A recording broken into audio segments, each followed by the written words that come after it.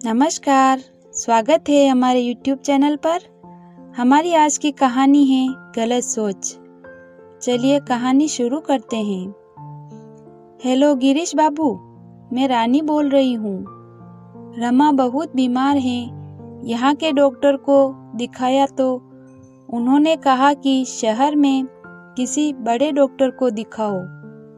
इस सरकारी अस्पताल में उतनी सुविधाएं नहीं है। आप क्या कहते हैं बाबू? दूसरी तरफ से गिरीश ने कहा, भाभी, ये भी कोई पूछने की बात है? कल रमा को लेकर यहाँ आ जाइए। बच्ची का सही समय पर इलाज जरूरी है। मैं बरखा को भी इस बारे में बता दूंगा। अभी वो बच्चों के साथ मार्केट गई है। धन्यवाद बाबू। भाभी, आप ये धन्यवाद कहकर पराया मत बनाइए, जल्दी आ जाइए, गिरीश ने कहा और फोन रख दिया। अब बरखा को समझाना गिरीश के लिए चुनौतीपूर्ण था, क्योंकि वो जानता था कि बरखा ने सिर्फ और सिर्फ रानी भाभी का अपमान ही किया है। आज भी वो दिन याद है जब बरखा ने पहले ही दिन रानी भाभी को नौकरानी कहकर संबोधित किया था। वो तो भाभी का बड़प्पन था जो उन्होंने बरखा की बातों का बुरा नहीं माना। आज भी वो भाभी को पसंद नहीं करती है।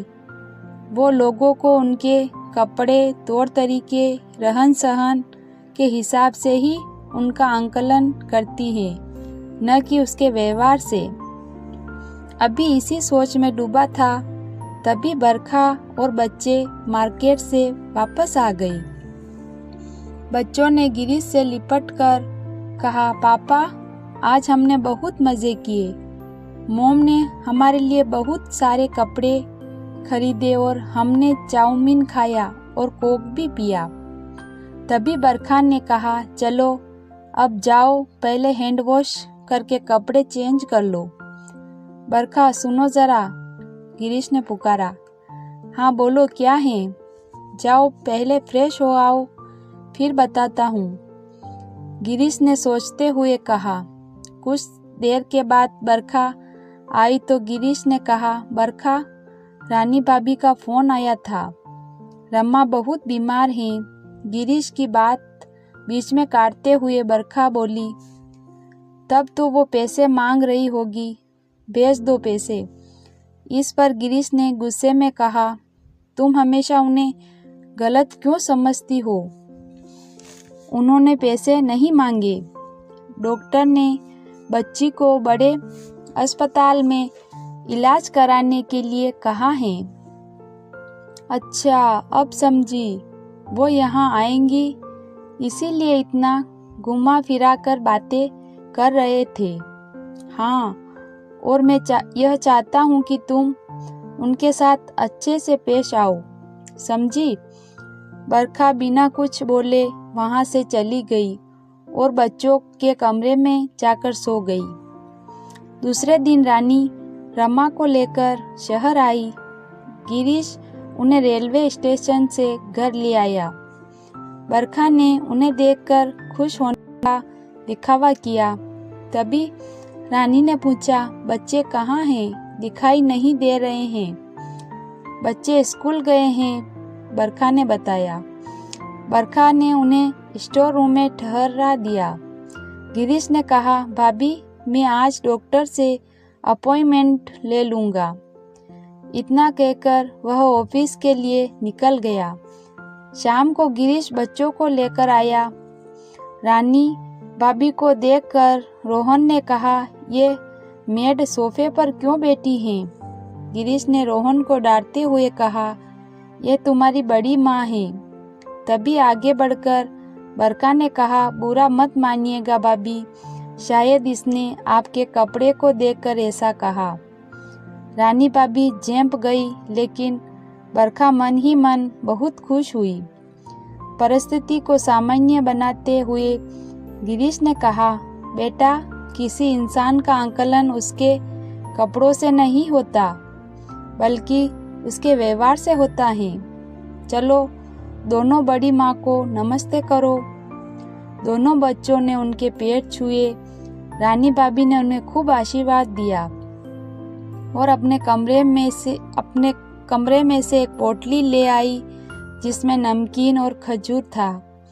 उन्होंने बच्चों को दिया। गिरीश ने कहा, भाभी, आज भी आपको मेरी पसंद का ख्याल है, मुझे दे दीजिए। बच्चों को शायद ये पसंद ना आए, ये पिज़्ज़ा और नूडल्स खाने वाले बच्चे हैं। तभी रीता ने एक खजूर लेकर खा लिया और उसने कहा, पापा, ये तो बहुत टेस्टी है। मम्मा, आप खजूर क्यों नहीं बनाती? बरखा मन ही मन आग बबूला हो गई। दूसरे दिन गिरीश रमा को लेकर अस्पताल पहुंचा। वहां उसका इलाज हुआ और कुछ ही दिन में रमा अच्छी हो गई।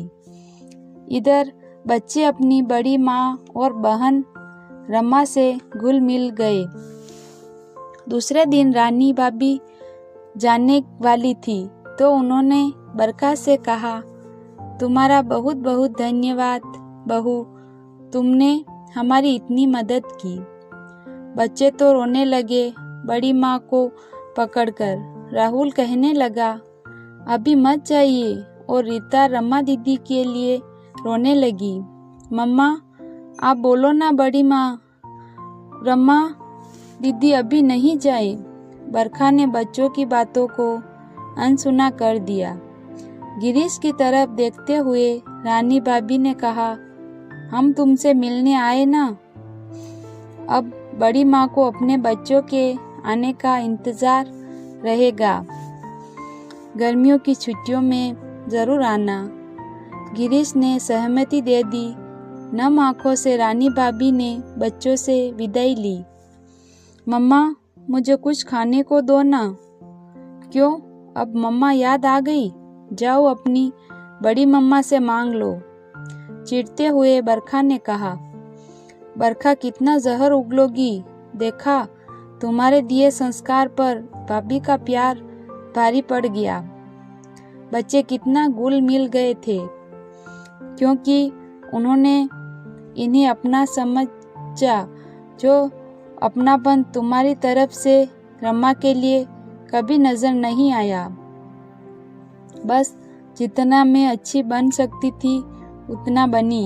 उनका क्या, हमारे कितने पैसे खर्च हुए, हमारा एहसान कभी नहीं चुका पाएगी वो। अब समझ आया सारा माजरा।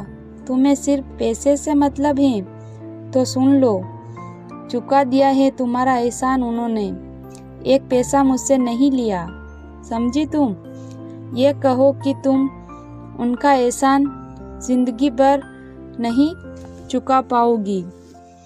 भैया के ना रहने पर भी भाभी ने कभी मुझसे सहायता नहीं ली, और आज जो ऐश आराम की जिंदगी तुम बसर कर रही हो ना, ये भैया भाभी की बदौलत है। तुम हमेशा रिश्तों को पैसों के तराजू में तोलती हो। व्यक्ति तुम्हारे लिए महत्वपूर्ण नहीं है।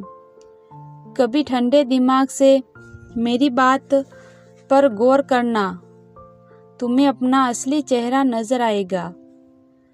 बरखा को अपने किए पर पछतावा हुआ, लेकिन अब समय निकल चुका था। भाभी अब जा चुकी थी। ये छोटी सी कहानी आपको कैसी लगी? लाइक और शेयर ज़रूर करें। धन्यवाद।